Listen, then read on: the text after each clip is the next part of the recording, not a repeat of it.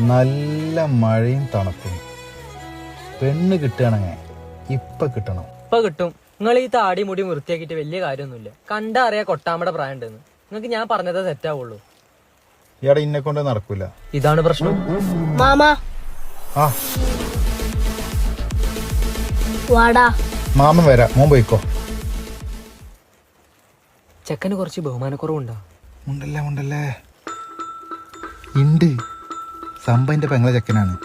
ഒരാഴ്ചയായിട്ട് ഈ കണ്ടില്ലല്ലോ. വെറുതെ നിന്റെ മുണ്ട് പൊക്കി ചൂടുള്ള വെച്ചറാ.